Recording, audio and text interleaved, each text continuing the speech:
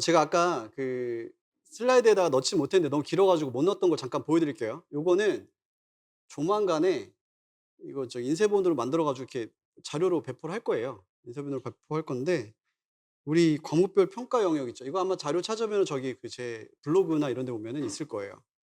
음 카페로 와서 뭐 하시거나 하면 요 자료 다운 파일로 아마 올려 놓은 게 있을 겁니다. 이게 과목별로 평가 영역을 다 정한 거예요. 이게 언제 정해진 거냐면 2008 년도 그 학회들 모였을 때 아까 얘기했던 데 있죠. 그게 이제 정해진 겁니다. 요렇게 다 들어가 있어 정해져 있고 그다음에 도서관 전산화 해 가지고 이런 범위들이 다 정해져 있는데 이때 이 도서관 전산화 이런 거는 인제 뭔지 아시죠? 이때 당시에 어떻게 그걸 만들었는지를 난 알거든. 이때 당시에 어떻게 이때 당시에 나온 책들의 목차를 종합해서 만든 거예요. 선생님들이 교수님들이 그렇게 해서 만든 거라서 지금에는 안 맞는 것도 있어요. 특히 트렌드 좀 타는 과목들은요. 디도 이런 거 특히. 검색은 좀 괜찮은 편이 그래도 좀 덜한 편이 그건 덜한 편이고요. 그다음에 목록. 지금 여기서 안 여기 지금 메타데이터 같은 건 안 들어가 있죠? 목록 메타데이터는 이제 디도에 있어 들어가게 되는 거고 그건 이제 그 요 기본 뼈대에 따라서 제가 교재의 목차를 정해 놓고 쪼끔 다르게 살을 붙이거나 한 거예요.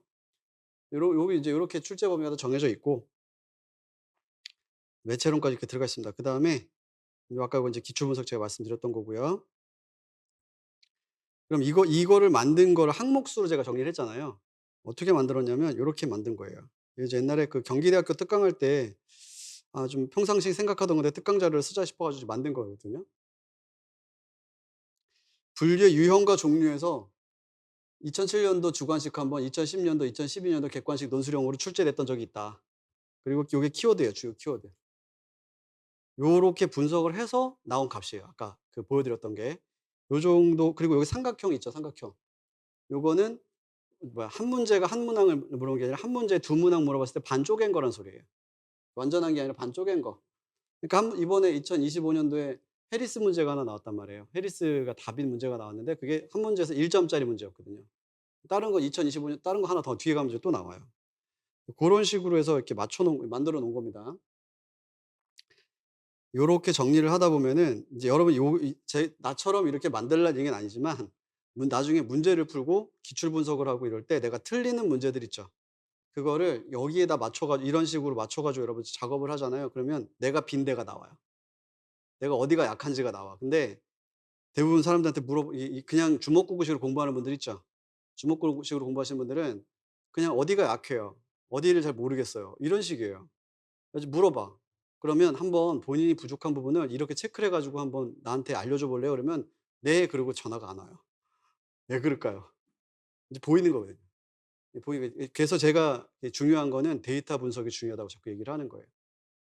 저도 출제할 때도 이렇게 해요. 출제할 때도 언제 출제했던 거 심지어 여러분 옛날에 나 이런 오류가 있었던 적이 있었거든요. 한 번은 16회 한 적이 있어요, 문제풀이를. 16회 한 적이 있었는데 그때는 1 회차 때 냈던 문제를 나는 새롭게 냈다고 생각했는데 7 회차 때 또 낸 거야. 7 회차 때 냈는데 나중에 한 10 회차쯤에 또 내요. 사람의 머리가 한계가 있잖아요. 중요하다고 생각해서 냈긴 했는데 냈던 문제 답이 같은 걸 두 번에서 세 번을 내고 있는 걸 봤어요. 그것도 어떻게 알았게요? 나중에 분석하다 알았어요. 분석하다 한 거예요. 내가 모르는 모습들이 내가 문제를 풀 때 내가 공부를 할 때 모르는 모습들은요. 데이터로 나와요 다. 그거를 여러분 공부할 때 습관으로 만들어 가시는 게 좋아요. MBTI 뭐고 필요 없어. 공부할 땐 TJ래야 돼. 알겠지? 저는 MBTI ISFP예요. F 완전 극 F야, 극 F. 마음 상하면 수업 때 안 들어오고 싶어. 진짜. 내가 그냥 들어가 문 열기 싫을 때가 많아요. 그 어디서 댓글 하나 이상한 거 보면 안 들어오고 싶거든. 간신히 참고 들어오는 건데 공부할 때만큼 TJ래야 돼요. 알겠죠? 그래서 이게 이제 어디에 이렇게 나왔다고 이런 식으로 저는 출제 표고도 만들었어요. 아마 제 실강 들으셨던 분들은 제가 보여드린 거 본 적 있을 거예요. 뭐 궁금하면 내가 나중에 보여줄 수도 있어요. 그다음에 요렇게 해서 분석을 해서 만든 것들 이게 보면 다 이렇게 반짜리들 되게 많죠. 옛날부터 많은 게 아니라 2020 년대쯤 뭐 이런 데 2009 년도 뭐 이럴 때부터 많아요. 옛날에는 다 한 문항에 하나씩 물어봤었거든요. 자 요렇게 생겼다. 를 좀 보여드린 거고 공부는 이제 요렇게 분석을 하면서 하는 게 좋다 이고요. 그다음에 다시 이제 공부 방법으로 들어가겠습니다. 이 방금 전에 보여드렸던 내용은 이제 문제풀이 때 활용하면 되게 좋은 방법이에요. 문제풀이 때 활용하면 되게 좋은 방법이고, 과목별로 할 때 과목 성격을 잘 알아야 돼요. 제가 학교 강의를 대학 강의를 언제부터 했냐? 2009 년부터 쭉 하고 있거든요. 쭉 하고 있는데 음 내가 내 스스로 이렇게 셀프로 명명을 했어. 주문형 강사라고. 교수님들이 "이 강의 되니?" 라고 했을 때 "아니요. 전 그게 잘 이게 안 해." "이거 강의 되니?" "네." 그냥 "할 수 있겠니?" 물어보면 "일단 네." 그리고 공부하면서 수업했어요. 공부하면서 수업해서 스펙트럼이 점점점 쌓이니까 넓어지더라고요. 그쵸. 내가 법 공부를 한 적이 있었겠어요? 지금 저작권 강의합니다. 한 7-8년 됐어요. 그다음에 장서 관리도 수업을 해요. 그다음에 자료조직 선생님들 연구년 빵꾸 나면 내가 땜빵해요. 뭔지 알겠죠? 내년에 저기 동의대학교 선생님 한번 저기 연구년이라서 분류 목록 땜빵하러 가요. 뭐 그런 식이에요. 그리고 정보 서비스론도 또 제 친한 교수님이 또 관장님 되셔 가지고 또 땜빵해야 돼요. 이게 그러니까 과목 성격을 이게 어느 정도는 다 이렇게 제가 커버를 할 수가 있어요. 학교 안에서 어떻게 지금 다뤄지고 있는지 이런 것들을 제가 보고 있기 때문에 스펙트럼을 좀 나름 우연찮게 만들어졌어요. 그리고 수업을 한 7-8번 한 학기씩 하면은 그게 이렇게 자리가 이렇게 잡더라고요. 이렇게 이해도가 좀 올라가더라고요. 그거 중심으로 만들어 봤어요. 우리 특히 그럼 이제 그 관점에서 출제한 선생님들의 패턴들을 봤더니 분류는 분류 목록 검색 디도는요. 뭐가 있어야 되냐면 이해가 안 되면 못 풀어요. 그러니까 개념에 이해가 안 돼 있으면 아예 못 풀어요. 손을 못 대. 그런데 학교도서관 독서고 여기는 읽어 봐도 알아요. 여긴 그래서 암기 중심이에요. 그러니까 '아 나 학교에서는 도대체 이해가 안 된다.' 이러시는 분 있잖아요. 그러면 공부 방법에 고민을 다시 하셔야 돼. 거기는 이해가 안 되지 않아. 그냥 "이렇게 돼 있으니까 이렇게 이런 거야." 그랬을 때 그걸 외운 사람과 외우지 않는 사람만 있는 거예요. 근데 여기는 이해한 사람과 이해 못한 사람이 있어요. 뭔지 아시겠어요? 개념에 대한 이해가 된 사람하고 안 된 사람. 전고 통제가 뭔지 모르면 아예 못 풀어요. 그래서 여기는 이해를 먼저 하고 암기하셔야 되고, 여기는 암기만 하면 돼요. 암기만 하면 돼요. 그러면 여기는 이제 뭐냐면 효율적 암기가 중요한 과목인 거야. 효율적 암기가 중요하고, 여기는 뭐가 중요하고 이해가 중요하고. 근데 암기 중심하다 보면 여러분 진짜 많이 쓰는 방법이 있죠. 뭐죠? 청킹. 나중에 청킹 암비법 만들게 될 겁니다. 청킹 한 100개 생기면 하기 참 재밌다. 그지? 이 청킹도 이렇게 어쩌다가 이렇게 탁 들어가는 거지, 청킹 이 청킹을 계속 개발하면 이게 그렇게 의미가 없어요. 나중에 청킹 자체가 기억이 안 나서 더 힘들어. 그래 가지고 그 방법은 여러분 너무 기대지 마세요. 좋은 방법이에요. 청킹 좋은 방법인데 너무 기대지 마시고, 제가 어제 그 얘기 제 최근에 합격한 제자들이 찾아와 가지고, 임용 말고 공무원 쪽은 지금 이제 마무리가 됐거든요. 찾아와 가지고 밥 먹으면서 얘기를 했는데 발령을 받아 갔대. 사설교사도 한 명 왔다. 발령을 받아서 갔는데 이렇게 아는 선생님들끼리 연수해서 만나 가지고 막 얘기를 하다가 암기법이 생각이 났대요. 그래서 제 암기법 이렇게 하는 거 몇 가지 있거든요. 청킹한 만들어 놓은 게 몇 개 있는데 그거는 생각이 나. 그런 거 있잖아. "통감면 자기 설사 있었는데 그게 뭐였지?" 까지는 생각이 나는데 그게 뭐에 대한 암기법인지 기억이 안 나. 그런 경우 되게 많아요. 그래서 너무 그쪽에 의존하지 마시고요. 특히 이런 과목을 그렇게 외우면 되게 힘듭니다. 이거는 정말 힘들어져요. 그래서 암기 중심인 과목하고 그다음에 이해 중심인 과목에서는 구별을 좀 하셔서 접근하시는 게 중요하고요. 그래서 이 네 과목이 원래 마의 네 과목이라 그랬나. 하여튼 초반에 접근하기 힘든 과목으로 유명했었어요. 그래서 그러면 얘들을 어떻게 하는 게 좋겠냐 했더니, 구성을 제가 이제 교과 구성을 이렇게 한 겁니다. 교과 구성을. 1-2월 달에는 분류 목록을 해야 돼. 처음 먼저 한 이유는 암기도 해야 되고 이해도 해야 돼서 그래요. 그러니까 이해를 하고 암기를 하고 이해를 하던 이 두 가지가 동시에 진행이 돼야 돼요. 그래서 얘가 좀 오래 걸려요. 2달 8 주짜리 만들어 놨거든요. 이게 좀 힘들고, 자료 조직은 대신에 쟤네들은 한 번 익숙해지죠? 만만해집니다. 그래서 저기는 처음 시작해서 효자 과목으로 탁 이렇게 틀을 잡아 놔야 돼. 이번에 자료 조직이 괜찮았거든요. 할 만했어요. 잘 들었으면 들었던 분들은 아실 거야. 쉬웠었거든요. 할 만했고, 그전 연도에도 점점 자료 조직이 이렇게 어렵게 가지를 않아요. 그러니까 새로운 게 나와서 요런 거 있었는데 몰랐지 뭐 이런 거 그런 거 FRBR이나 이런 새로운 경향성은 가지고 있는 거 아닌 이상에는 그렇게 이제 요즘에 실습을 이렇게 어렵게 내는 스타일은 아니에요. 옛날에 좀 좀 어렵게 깊었었어요. 옛날에 비해서는 조금 괜찮아지는 편이긴 합니다. 보면 잘 따라가면 되게끔 만들기도 했었고요. 대신에 진입이 힘들어요. 문제 푸는 건 그렇다 치더라도 얘는 진입이 힘들어. 그래 가지고 요걸 잘 따라가야 돼. 그럼 공부하기 싫은 걸 먼저 공부해야 돼요? 공부하기 좋은 걸 먼저 공부해야 돼요? 싫은 거 먼저 해야 되거든요. 제일 싫어합니다. 제일 싫어해요. 그다음에 그 두 번째 학교생활 독서 교육은 이해를 못하는 건 아니지만 뭐는 암기는 해놔야 해서 암기량이 많아요. 그다음 단계는 3-4 월 달에는 암기량이 많은 과목을 배치했어요. 그다음에 검색 디도는요. 암기량은 적어요. 뭐가 중요하지? 이해가 중요합니다. 그러니까 데이터 수원에서 이제 메타데이터 이런 거 있죠. 그게 익숙해지면은 별게 아닌데 익숙해지지 않아서 힘들다고 생각하기도 하고 이해가 안 된다고 생각하기도 해야 하는 거예요. 근데 검색 같은 경우는 이해를 못하면 아예 손을 못 대요.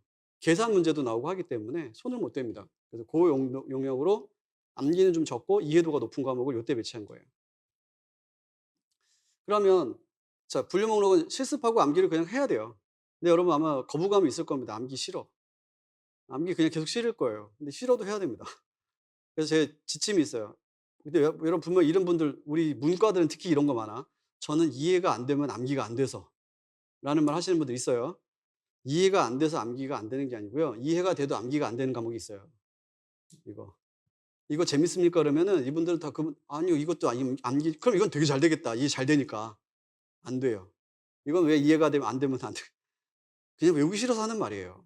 여러분 내면을 잘 돌아봐. 난 이해가 안 되면 암기가 안 돼가 아니라 이해도 암기의 방법 중에 하나예요.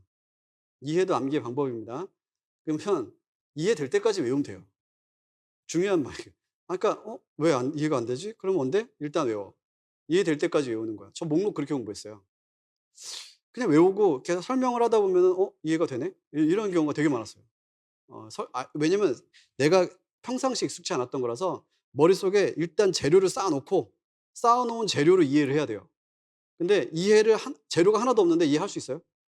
여러분 물리학 이해 하나도 못 하는데 상대성 이론 한 방에 딱 알아요? 말도 안 되지. 아인슈타인이 나중에 이상한 소리를 해 가지고 막 화가 나갈 때가 있어. 뭐 초등학생이 이해할 수 있도록 설명해야지 진짜 아는 거라니 뭐 하는지 뭔 소리야. 말도 안 되는 소리야. 초등학생이 이해 못하는 것도 있어요.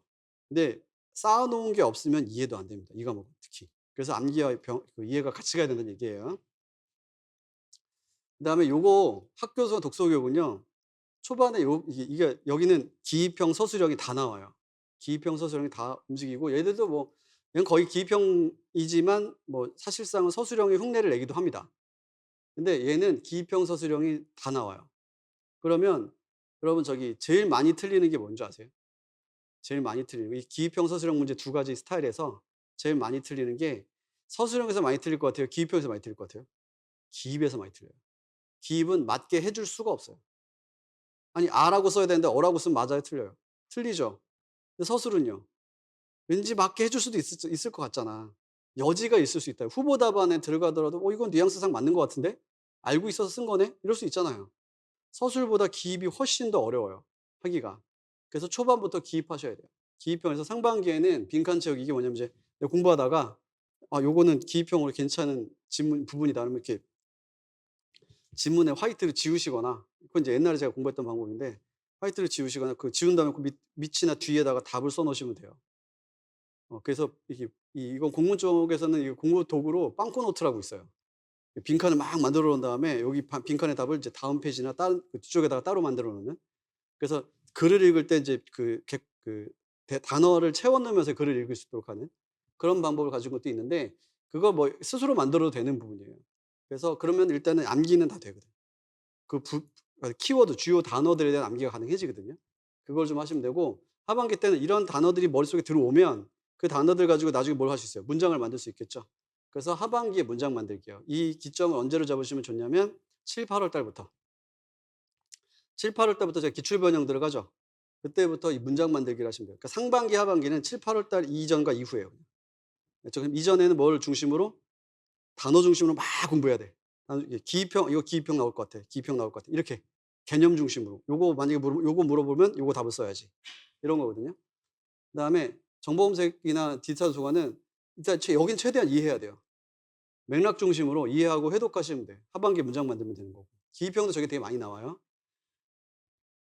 그래서 여기가 초반에 되게 시간이 많이 걸릴 거예요. 이거 시간이 많이 걸릴 건데 저거에 너무 저거 계속 붙잡고 있으면 이거 진도 못 따라갑니다. 뭔지 아시겠어요? 진도 못 따라가요. 그래서 여기서부터 이것까지 계속 누적해서 가는 게 제일 좋아요. 누적해서 가는 게 좋고 나름의 스케줄을 한 주에 한 번씩은 최소한 한두 번은 분류 목록을 볼 수 있어야 돼요. 끝나고 이 과정이 끝난 다음에 새로운 게 들어오더라도 점점점 누적해서 가는 게 제일 좋습니다. 근데 실제적으로 좀 힘들 거예요. 자, 분류 목록을 이런 식의 문제, 이거 다 실습이에요. 이런 식으로 실습 문제가 나옵니다. 그다음에 요게 기입형 문제예요. 베이컨의 학문 분류에서 여기다 빈칸 채워라. 뭔지 알겠죠? 빈칸 채워라. 그다음에 실증 철학 강에서 학문 분류를 논했고 학문은 수학, 천문학, 물리학, 화학 그래서 카터가 전개 분류법을 썼다. 이게 누구의 분류냐? 그렇죠. 이거 꽁트 분류다. 뭐 이런 거 나와야 되는 거거든요. 이게 기입형입니다. 기입형. 여기도 보면은 지식교에다 빈칸 이렇게 만들어 놓고 2, 4, 5 필드 어떻게 써라? 이게 서술형이에요. 자료 조직에서. 요 자료에 서술형을 이걸 써라. 이런 식으로 나오는 거죠. 검색 디도는요. 이게 실습이에요. 이거 검색의 실습에 아주 그냥 끝판왕 찍은 문제죠. 영문원빈도 구하는 겁니다. 이거가 이 내용을 보여주고 그다음에 여기에 빈칸에다가 계산해서 써야 돼요. 그런 식의 문제가 나온 거예요, 여기는. 디지털에서 요게 메타데이터 문제입니다.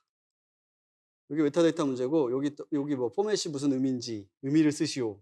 내지는 요 자리에다 빈칸을 만들어 놓고 이 빈칸에 알맞은 메타데이터를 쓰시오. 이런 식으로 나오게 되는 문제들이죠. 이런 스타일이 많죠. 서술을 이렇게 해 놓고 서술을 이렇게 해 놓고 그다음에 이때 또 물어보고 이런 형식이죠. 자, 학교성 독서교육 이거 시간표 뭐 형태 여기 또 이런 식의 빈칸이 뭐예요? 기입형. 그러니까 이게 4점짜리가 통으로 서술형 문제거든요. 통으로 서술형 문제인데 기입형 문제 배점이 1교시 때 한 4문제, 2교시 때 2문제 이 정도 돼요. 근데 서술형 안에다가도 기입형을 배치해요. 그래서 이 2문제에서 1문제 정도가 기입형이 하나씩 꼭 들어가요. 그다음에 서술이 2점이나 3점 정도 될 수 있게끔 만들어요. 그러니까 여기도 보면은 기억에 해당하는 자료의 시간 편성 유형을 쓸 것. 그다음에 괄호 안에 니은에 해당하는 시간 편성 유형 시 사소교사 측면에서 예상되는 단점 2가지를 서술할 것. 이렇게 나왔죠. 쓸 것, 기입형, 서술할 것, 서술형이에요. 그럼 이 문제는 지금 뭐죠? 명칭을 쓸 거니 명칭을 쓸 것이니까 명칭 하나 있고 자, 가입 명칭 쓸 것, 기억에 해당하는 빈칸 쓸 것, 그다음에 서술할 것이잖아요. 그러면 명칭 1점. 그다음에 빈칸 1점. 서술할 거 2점. 이런 식인 거죠. 그럼 실제 서술형은 몇 점? 2점 배점. 그러면 앞에 기입형의 비중이 기입형을 만약에 각각의 서술형에 다 2점씩 깐다 그래도 상당히 높은 비중으로 뭐가 돼요? 기입형이 만들어진단 말이에요. 그래서 기입형에 대한 공부를 하시는 게 일단 우선. 그래서 상반기 때는 요 개념에 대한 것을 뭐 문제를 물어보면 이게 답이야. 이 자리를 빈칸으로 만들면 이거 쓸 수 있어야 돼. 요런 공부가 돼야 되는 거예요. 서술은 하반기 때. 이제 문제를 풀면서 연습하면서 계속 만들어 가셔야 되는 거예요. 봉사 매체 여기도 그냥 비슷비슷합니다. 여기도 이렇게 밑줄 쳐 놓고 뭐 틀린 거 고르시오 나오기도 하고 객관식 문제의 주관식화도 있어요. 가끔 보면 이 위에 항목 중에서 틀린 걸 바르게 고쳐 쓰시오. 뭐 이렇게 나오는 스타일의 문제들도 있었거든요. 참고하시면 됩니다. 자, 이렇게 생긴 문제들을 정리하자면 자, 일단 상반기에는 가능하면 큰 덩어리를 보면요. 상반기에는 뭐 중심으로? 상반기에는 기입형 중심으로, 하반기에는 서술형 중심으로 하시면 돼요. 그게 큰 맥락이고요. 기입형으로 볼 때는 개념을 여러 개를 알아가야 되기 때문에 넓게 공부하셔야 돼요. 넓게 공부해야지 이렇게 좁힐 수가 있어요. 근데 좁혀놓은 상태로 공부하시잖아요. 그러면 뒤로 가면 갈수록 계속 공부할 게 생겨요. 여러분 뒤로 가면 갈수록 공부할 게 많아지는 게 좋아? 그래도 정리되는 느낌이 좋은 게 좋아? 정리되는 느낌이 좋은 게 좋지. 그러니까 초반에 아우 이거 언제 공부해? 요것만 봐주면 돼. 요것만 보면 되지. 이랬다가 말아먹습니다. 뒤로 갈수록 공부할 게 더 늘어나요. 왜냐면 저 뒤로 갈수록 문제에다가 새로운 거 계속 넣거든요.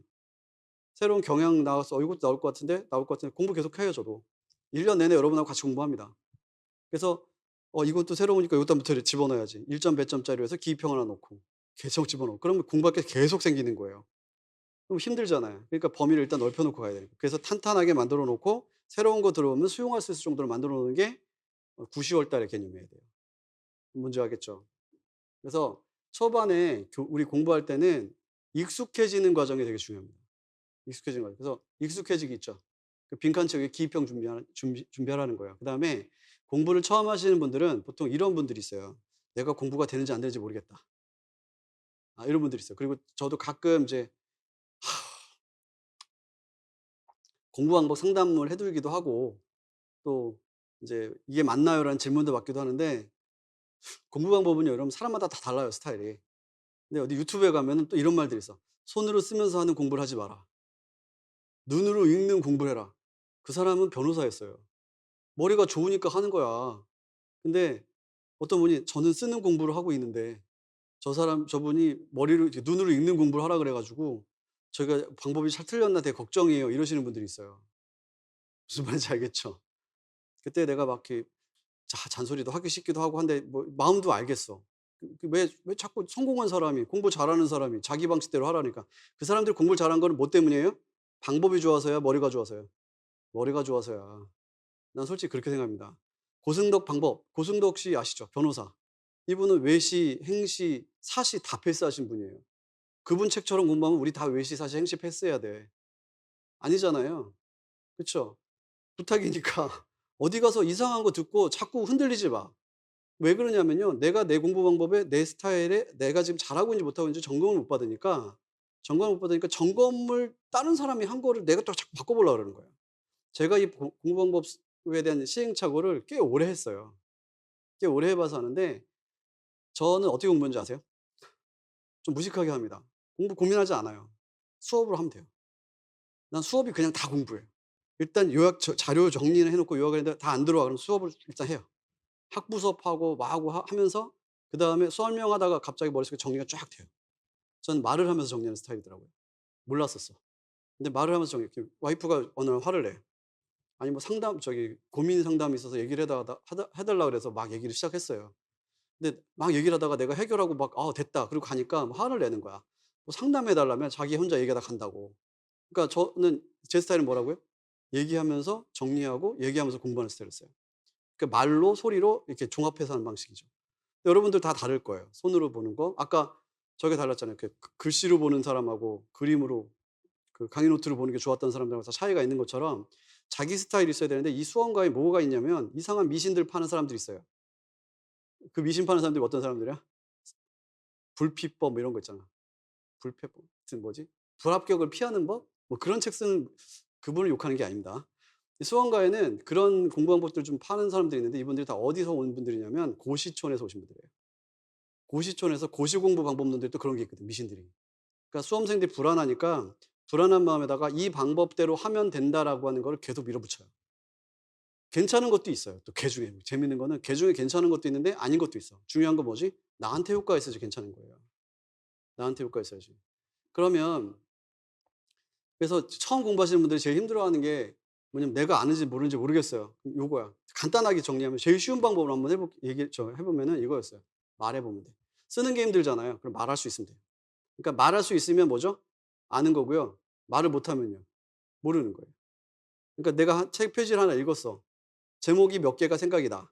제목에 대해서 어떤 내용이 다뤄졌었는지 설명할 수 있으면 아는 거. 못하면 모르는 거. 이제 내가 만족스럽게 설명하면 내가 꽤 많이 알고 있는 거.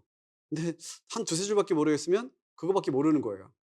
그러니까 안다 모른다를 구별하는 제일 쉬운 방법은 뭐죠? 설명한다 못한다예요. 알겠죠? 요렇게 하면 서술형이 돼요. 쓰면서 이렇게 공부하시는 분들도 내가 쓸 수 있는 건 아는 거지만 못 쓰는 건 모르는 거죠. 그래서 여러분들 인출 많이 하잖아요. 근데 인출이라는 표현도 이게 사설교사들 시험 준비하시는 분들 상담하면서 알게 된 용어라서 인출한다는 게 이런 개념이죠. 그렇죠? 손으로 이렇게 쓸 수 있느냐, 말로 할 수 있느냐 이건데 이게 돼야 돼요. 이게 돼야 돼요. 그리고 이게 책 방금 읽고 덮어 놓고 말하면 금방 기억나죠. 그죠? 근데 한 이틀 있다가 말하라 그러면 생각나요, 안 나요? 안 나죠. 그럼 잊어버린 거예요. 근데 잊어버린 나를 인정하기 싫지. 그럼 그런 방법을 쓰지 않지. 그러면서 계속 쓰거나 정리하거나 노트를 해서 뭔가 남겨 놓는 방법을 계속 채택할 거예요. 남겨 놓으면 여러분 뭐가 되지? 다시 공부하게 돼요, 그걸로. 이렇게 메모는 제가 이런 말 많이 하는데 메모는 본질이 뭐냐면 기억하기 위해서 메모를 하는 게 아니라 잊어버리려고 메모를 하는 거예요. 써 놨다가 나중에 보면 되잖아. 그러니까 뭐가 떨어져요? 집중력이 떨어져요. 그 약간 텐션을 가지고 공부하시는 게 좋고요. 요거를 먼저 해 보세요. 그리고 그다음에 자기 방식대로 이걸 꼭 하시고 그다음에 자기 방식대로 하세요. 하지 말라는 얘기는 아니에요. 이걸 해 보시고 자기 방식대로 하시되 정리하는 것만 공부하시는 분들이 있어요 진짜. 많이 봤어요. 정리하는 것만. 그리고 저는 그래서 가능하면 컴퓨터로 정리하지 말라 그러거든요. 근데 그 효과 보신 분들도 있어요. 효과 보신 분들 있는데 가능하면 안 하는 게 좋아요. 저는 성공 사례보다 실패 사례를 더 많이 봐서 그래요. 성공 사례도 있어요. 100% 실패하는 공부 방법 이런 건 없어요. 효과는 나름대로 다 있지만 그것에 휩쓸리지 않았으면 좋겠어요. 자꾸 바뀌고 하니까. 자기 스타일을 찾으세요. 저 아까 전 공부할 때 일단 교재 만들고 일단 설명해. 강의를 엄청 무식하게 쌓아 올리는 거예요. 같은 강의를 계속 쌓아 올리다 보면 할 때마다 설명 방식이 달라져요. 그게 제가 봤던 방식 이것도 중요합니다. 이건 나만 하는 게 아니라 이 방법이 있어요. 메타인지 학습법. 메타인지 학습법에서 제가 여러 개 뭐 영상도 보고 강의도 보고 하면서 공부를 해 봤는데 간단한 하면서도 효과 있으려면은 딱 서로 설명해 주면 되는 거예요. 그래서 저는 스터디를 추천합니다. 스터디 하실 때 카톡 스터디는 별 의미 없죠. 서로 문제 만들고 바꿔서 풀어 보기도 괜찮은 방법인데 이제 슬픈 거는 뭐냐면 문제가 문제답지 않은 문제들을 많이 만들어 낼 때가 있어요. 차라리 스터디로 문제 주고받을 때는요. OX만 하세요. OX를 하시거나 단답형 문제들 있죠. 이거 알아 몰라? 알아 몰라 정도로 점검하는 용도가 좋지 막 응용해 갖고 이렇게 쫙 뿌려 놓은 문제들 있죠. 그거를 만들기 시작하면은 이상한 문제를 만들고 이상한 얘기를 하다가 결론은 이상하게 돼요. 그리고 나한테 결국에 온다? 그럼 다 틀렸어. 그런 경우 종종 봤어요. 그래서 가능하면은 스터디에서 서로 문제를 주고받을 때는 그게 되게 좋은 방법이에요. 그것도 이런 방법 중에 하나예요. 내가 모르는 걸 문제로 확인하니까. 그래서 전 문제가 되게 중요하다고 생각하거든요. 그래서 그리고 설명도 마찬가지예요. 스터디에서 설명해 주는 사람이 공부를 합니다. 듣는 사람보다. 듣는 사람. 제 합격한 분들 중에 한 분이 찾아왔어요. 5명을 데리고 스터디를 했대. 나 혼자 붙었대. 내가 스터디장이었고 자료 만들고 배포하고 설명해 주는 걸 나 혼자 했는데 5명 중에 자기 혼자 붙었다는 거예요. 무슨 의미인지 아시겠죠? 그래서 배워서 남 주는 게 아닌 건 확실히 맞는 것 같아요. 남을 줘도 내 거야. 이 공부는 남을 줘도 내 거예요. 남을 줄수록 내가 다 더 내 거가 돼요. 이게 되게 중요합니다. 우리 메타학습, 메타인지 학습 이런 말 교육학에서 엄청 많이 하잖아요. 교육학 들었는데 메타인지 학습이 뭔지 모르면 교육학 공부한 사람 아니죠. 그 수준이죠. 그만큼 중요해요, 이게. 그만큼 중요해서 최대한 저 방식을 내가 공부하거나 스터디를 할 때 어디다 집어넣을 수 있을지를 고민하면서 진행하시는 게 좋아요. 구체적으로 이렇게 해라 저렇게 해라 한마디로 얘기하는 것도 우습긴 하지만 그래서 음 그래서 이런 공부 방법들은 계속 시도를 해 보셔야 돼요. 했더니 괜찮다. 아니다. 이런 거 있죠. 시도를 좀 해 보셔야 되는 게 시도를 해 보셔야 되고 시행착오가 계속 있어야 돼요. 자기한테 맞는 공부 방법을 찾아야 됩니다. 근데 제가 중요하다고 생각하는 것 중에 하나가 아까 이제 처음에 시작할 때 말씀드렸던 거. 직관에 의한 공부는 하지 마세요. 직관에 의한 공부는 하지 마세요. 데이터가 쌓여야 돼요. 여러분 실력은요. '난 여기가 부족한 것 같아.' 실제로 부족하지 않을 수도 있어요. 제일 재밌는 표현이 이런 경우 있었거든요. "쌤은 검색하고 디도 중심으로 문제를 내시는 것 같아요." 누가 그러는 거예요. 그래 가지고 "예?" 나 무슨 말인지 몰랐어. 봤더니 제가 데이터를 보여줬거든요. 근데 문항 배점 기준이 제 나름대로 다 있어요. 거기에 딱 맞춰서 내요. 딱 맞춰서 내는데 이상하다 싶어서 봤더니 본인이 거기서 많이 틀린 거야. 그러니까 본인이 많이 틀렸는데 많이 틀린 게 더 많이 보이는 거지. 뭐죠? 오류예요. 인지 오류가 생기는 거예요. 그런 경우는 문제나 내가 약한 거 강한 거에 대한 뭐가 흩어져요. 내가 어디가 약하고 어디가 강한지를 모르고 그냥 계속 기분하고 F들이 많구나 그러고 보니까. 내 기분에 따라 문제를 분석하는 거예요. 그렇게 하는 게 아니에요. 객관화 시키셔야 됩니다. 객관화 시키는 게 제일 중요해요, 공부할 때. 이 문제풀이 들어갔을 때.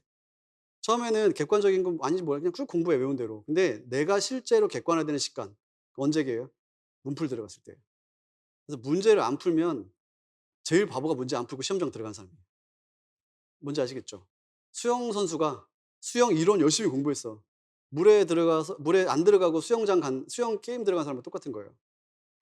그러면 시험장에서 문제 풀잖아요. 그쵸? 그럼 뭘 해야 돼요? 문제 풀기 전에 문제 푸는 연습을 하고 다 들어가야 되지. 근데 문제는요, 많이 풀수록 뭐가 돼요? 연습이 되죠. 연습이 될수록 실수가 적어요. 연습이 될수록 실수가 적고 실전에 맞출수록 실수가 적어요. 무슨 의미인지 아시겠죠? 제가 공무원들하고 테스트를 많이 보거든요. 공무원은 이제 이게 뭐지? 공무원도 10달 정도 해요. 10달 정도 하는데 공무원은 문제를 지금 저도 이제 나중에 이렇게 늘리고 싶은데 모의고사 회차가 8회차밖에 안 돼서 좀 안타깝지만 늘리고 싶은데 원체 임용 문제는 만들기 힘들어서 그래요. 근데 진짜 힘들어. 한 3-4 일이 날아가요. 내 그 시즌이 되면 한 3-4 일이 날아가. 너무 힘들어. 근데 공무원들은 20 회씩 해요. 10주 동안 20 회씩 풀어요. 그리고 공통 과목까지 싹 다 포함을 해 가지고 100분 동안 25 과목을 돌리는 걸 20번 해요. 이렇게 되면은 나중에 문제 푸는 기기가 됩니다. 문제 푸는 기계가 돼 가지고 딱 가서 시간도 거의 거기에 맞춰서 몸이 익히는 거야. 몸이 익혀 갖고 그 시간에 맞춰서 풀게 되거든요. 근데 임용 같은 경우는 시간이 어떻다고 생각할까요? 많다고 생각해요? 좁다고 생각해요? 일단 많죠. 길어요. 길다 보니까 넉넉하게 생각했다 막판에 막 쫓깁니다. 연습 안 된 사람들은 그렇게 돼요. 그래서 그때 뭘 하냐면 실수합니다. 갑자기 안 보였던 게 더 눈에 들어오고 아까 내가 답이라고 생각했던 게 틀린 것처럼 보기 시작하고 본인은 안 그럴 것 같지. 그런 분들 많이 만났어요. 그러면서 고쳤죠? 그래서 틀려요. 그런 경우 되게 많이 봤어요. 우리 딸내미도 그렇더라고요. 아 진짜. 걔가 내 말을 안 들어요. 그러니까 맨날 이렇게 맨날 고쳐서 틀렸다. 고쳐서 틀렸다. 버릇인가? 하여튼 그렇습니다. 그러니까 어떤 식인지 알겠죠? 연습이 중요해요. 그다음에 분석이 중요한 거예요. 내가 어디가 틀렸고 왜 틀렸고 이것도 알고 가면 더 좋지. 실수로 틀렸으면 실수를 안 하면 되지만 몰라서 틀렸으면 공부를 더 해야 되는 거잖아. 근데 그냥 계속 이렇게 틀린 거, 틀린 거, 틀린 거 '아 틀렸어. 다시 공부.' 틀린 거랑 이쪽으로 다시 공부하는 것에 연계가 없으면 그냥 똑같이 쳇바퀴 도는 거예요. 알겠죠? 그래서 또 하나 이게 저희가 이제 그냥 원칙으로만 정했으면 좋은 거, 원칙으로 정했으면 좋은 거 이렇게 공부해라 말고 최소한 내가 가지고 있는 문제의 데이터를 분석을 해라. 어디서 주로 틀리고 있는지 봐라. 두 번째는 복습을 잘해야 돼요. 복습을. 문제풀이는 복습이야. 예습을 할 수는 없잖아요, 문제풀이는. 그쵸? 이론은 예습을 해야 되지만 문제풀이는 복습을 해야 되는데요. 복습을 할 때 틀린 문제를 오답 노트를 만들어서 틀린 문제만 보는 거는 효과가 50% 밖에 안 나요. 최대한 뽑아내려면 이 문제가 나온 교재 위치를 찾아가야 돼. 그게 1 해독 때 달성해야 될 목표예요. '아 이 문제 어디서 나왔지?' 라는 거 아까 잠깐 볼래요? '이거 어디서 나온 문제일까?' 아시는 분 이거. 세계문헌 ABC의 자동색인 과정을 나타내는 건데 자동색인 대상문헌들 소문자 뭐 변환 후 자동색인 기법 두 가지 썼다. 자동색인인데 영문헌 문제 이거 어디서 나오는 거야? 최소한 여러분이 공부한 텍스트에 정보 검색에서 그다음 어디예요? 색인에서. 색인에서 여러 색인 과정들이 있는데 자연어 통제어 이런 거 쭉 나오다가 그다음에 자동색인에서. 자동색인에 보면 또 있죠. 뭐가 있죠? 통계적 기법과 비통계적 기법 있죠. 통계적 기법에서. 또 뭐가 있죠? 단어 가중 기법하고 확률 빈도가 있어. 단어 가중 기법에서. 단순 빈도와 상대 빈도가 있어. 상대 빈도에서. 거기서 영문원 빈도. 요게 나와 줘야 돼요. 그러면 '아 영문원 빈도 나 아는 거.' 이렇게 들어가는데 안 봤던 사람들이 "영문원 빈도 그거 어딨더라?" 이러면 끝나는 거야. 자동색인인데 이거 얼추 짐작은 할 수 있죠. "어딨더라?" 이러면 그게 안 들어와요. 그게 중요하다는 거예요. 이것도 마찬가지예요. 메타데이터. 이거는 또 어디서 했던 거야. 다 맨날 봤던 건데도 그래. 맨날 봤던 건데도 위치를 모르면 못 찾아요. 그 "어디 있더라?" 계속 뒤지느라고 시간이 없다고 얘기했었죠. 단원별로 돼 있는 거 위치 답을 알고 싶은데 여기서 못 찾겠어요. 뭐라고요? 어디 있는지 모르는 거죠. 공부가 안 된 거예요. 공부가 안 됐으니까 어디 있는지 모르는 거예요. 그게 지금 여러분 시점을 알 수 있는 겁니다. 기출을 딱 봤는데 이거 어디서 나오는지 모르겠어. 공부가 안 된 거예요. 어디를 찾으면 나올 것 같아. 그때부터 뭐예요? 공부가 시작된 거예요. 그래서 이해독이 그만큼 중요한 거고 그럼 복습은 어떻게 해? 틀렸지? 어디서 나온 거야? 그 위치 가서 계속 앞뒤 복습하셔야 돼요. 그것만 보는 게 아니라 앞뒤 복습을 원래는 제가 한 5 페이지 보라 그러거든요. 5 페이지 보면은 문제가 틀린 위치, 앞에 위치, 뒤에 위치가 나오면서 여기서 틀렸던 게 옆에서 나오면 교집합 나오죠. 회독이 늘어나요. 그러면 무한 회독할 수 있어요. 문제 중심으로 중요한 거 중심으로 교차 회독하면서 무한 회독할 수 있거든요. 처음에는 하나하나 순서대로 읽어가는 방식으로 회독을 하지만 뒤에 가서 문제 풀 때는 랜덤 회독을 하셔야 돼요. 랜덤 회독을 하셔서 그러면 효과가 커집니다. 요렇게 회독해 갖고 공무원에서 지금 그 서울시 교육청 합격생들 1 등들이 나왔거든요. 실강에서. 실강에서 나왔는데 3 명 이 애들이 다 3 문제 틀렸어요. 전체. 전체 몇 문제지? 100 문제에서 3 문제 틀렸어요. 다 1 등들이에요. 뭔지 아시겠죠? 고득점 가능해요. 이렇게 되면. 그리고 이 친구들을 내 수업 때 봤거든요.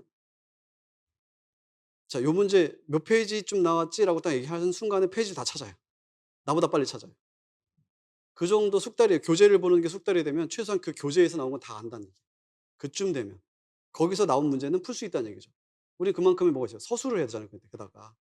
그만큼의 이 내가 교재를 끼고 거기에 있는 살을 붙여서 어느 정도 범위에 나오는지 알고 숙달할 수 있어야 되는 거예요. 그래서 시험 공부는요, 학문이 아니고요. 학문이 아니고 이해한 것대로 문제를 푸는 숙달과 훈련의 과정이에요. 알겠죠? 그걸 잘하셔야 돼요. 숙달과 훈련인 겁니다. 실수를 안 하는 훈련이 돼야 되고요. 정확하게 판단하는 훈련이 돼야 되는 거예요. 그래서 문제풀이는 훈련 과정으로 접근하셔야 돼요. 내 실력을 점검하는 훈련 과정으로 접근하시는 거. 그게 제일 중요합니다. 아시겠죠? 자, 요렇게 해서 그 훈련 과정 안에서 여러분 공부 방법이 그다음에 들어가면 돼요. 그래서 방향성 얘기했었어요. 방향성. 앞뒤 복습하시고 그다음에 데이터 객관화 시키시고. 알겠죠? 그걸로 하시는 거 이제 공부 방법의 제일 특징이라고 봅니다. 뭐 세세한 방법도 이런 거 난 솔직히 의미 없다고 생각해요. 원칙만 정해지면은 그 원칙대로만 내가 반복하면 됩니다. 그게 시스템의 힘이에요. 시스템의 힘이고 제가 제일 좋아하는 거 이제 우리 수업 때 가끔 얘기하죠. 이제 마지막 클로징 할게요. 좋아하는 말이 있는데 뭐냐면 그 행동 경제학이라는 거 아세요? 들어본 적 있나요? 수업 때 가끔 얘기합니다. 행동 경제학. 그, 그 넛지란 책 다 알고 계시죠? 넛지. 그 넛지가 행동 경제학 관련 책이에요. 근데 아침에 운동하기 귀찮아하는 사람도 있어. 거기서 그렇게 얘기합니다. 운동하기 귀찮아하는 사람들한테 운동을 하게 하는 방법 어떻게 하면 될까요? 아침에 운동하기 싫어하는 사람한테 헬스장 끊어놓고 안 가는 사람한테 운동하게 하는 방법. 자, 우리 기존의 방식에는 어떻게 하지? 너 의지력이 그게 뭐야? 이거밖에 못해? 난 이런 사람밖에 안 돼. 난 내일 아침에 꼭 일어나서 운동을 하고 만다. 마음에 다짐을 하고 가야 돼. 천하의 바보 같은 방식이에요. 미련한 공부입니다. 공부 미련하게 하지 마세요. 영리하게 하셔야 돼요. 그러니까 미련한 거예요. 이 사람은 어떻게 해서 이걸 극복을 했냐면 운동을 해야 되는데 가기는 싫고 하긴 해야 되고 이거 어떻게 하는 게 좋을까요? 행동을 바꾸는 거예요. 행동을 바꾸는 거야. 아침에 일어나면 씻어야 되잖아요. 씻는 도구를 어디다 갖다 놔? 헬스장에다 갖다 놨어. 이 사람은 씻으려고 헬스장 가서 간 김에 운동하고 나와요. 뭔지 알겠죠? 이런 분들이 있어요. 담배를 끊는 방법도 그런 걸로 이렇게 하시는 분들이 있어요. 담배를 끊는 방법도 내가 편의점 앞을 지나가면 담배를 살 것 같아. 그러니까 내릴 때 편의점이 없는 길을 찾아서 그 길로 가. 그러면서 일정 정도 기간에 단절 기간을 만들어. 이런 식인 거예요. 행동을 바꿔서 습관화시키고 거기에 맞춰서 공부를 집어넣으면 되는 거예요. 근데 자꾸 우리 공부할 때 어떻게 이 방법으로 하면 된다, 저 방법으로 하면 된다. 나는 그건 아니라고 보거든요. 왜냐면 그 방법이 세상에 절대적 방법이 어디 있어요. 내가 얘기했던 것도 약간 스타일이 안 맞으면 여러분들 방식에 맞춰서 하셔도 돼요. 근데 제가 지금 검증받던 효과, 공무원들 데리고 해봤던 효과 제일 큰 방법을 지금 말씀드린 거예요. 왜냐면 우리 과는 이 과목은 합격한 지 한 달 지났는데 다 기억이 안 난대. 청킹만 기억난대. 그 3개 틀린 친구도 그 얘기 하더라고요. 무슨 말인지 알겠죠? 그만큼 다른 학문하고 달리 체계적으로 쌓아올리는 게 아니라 휘발성이 강해요. 과목 특성상 휘발성이 강해요. 그래서 저도 수업을 한 달 이상 쉬는 날이 없어요. 임용 끝나면 공무원을 하고요. 임용 끝나고 공무원 끝나고 하고 학교 수업은 학기 중에 하고요. 그다음에 방학 되면 임용하고 공무원 수업을 더 늘려요. 계속 공부하는 거예요. 그러니까 그냥 수업하러 가야지 공부하러 가는 거야. 교재 개정해야지 또 공부하러 가는 거야. 그런 식으로 맞추는 거거든요. 그러니까 나도 어떻게 보면 공부 시간 별도로 내고 수업을 하는 시간을 만들기 전에 제 나름의 방법을 만든 거죠. 공부를 하는 방법을 그냥 교재마다 바로바로 만들어서 바로바로 공부하는 거니까. 그리고 말을 먼저 해요. "내가 하겠습니다."라고 말을 먼저 하고 그걸 지키려고 막 하는 거예요. 저는 의지력이 약하거든요. 그래서 대신에 욕먹는 건 싫어해요. 대문자 F라서 욕먹는 거 완전 싫어합니다. 그래 가지고 거기에 맞춰서 내 습관을 만든 거예요. 여러분들 그렇게 하시면 돼요. 공부도 어떻게? 여러분 잘 알아야 돼요. 내 스타일이 어떤지를 아시고 거기에 맞춰서 공부를 배치하세요. 그럼 아까처럼 그냥 헬스하러 세수하러 간 김에 헬스하고 나올 수 있게 되는 거예요. 뭔지 아시겠죠? 그 방법들도 차차 고민하면서 진행하시면은 되게 도움이 많이 될 것 같습니다. 자, 이렇게 해서 역시 썰은 이게 아주 그래. 볼살이 왜 안 빠지지? 그렇습니다. 수고 많으셨고요. 수고 많으셨고 또 우리 다른 루트로 수업 시간에 만나든지 뭐 상담하실 분들 상담 신청하시고요. 여기 오시면 같이 얘기하면 되니까. 그래서 만나도록 하겠습니다. 오늘 여기서 기본 내용 마치도록 할게요. 수고하셨습니다.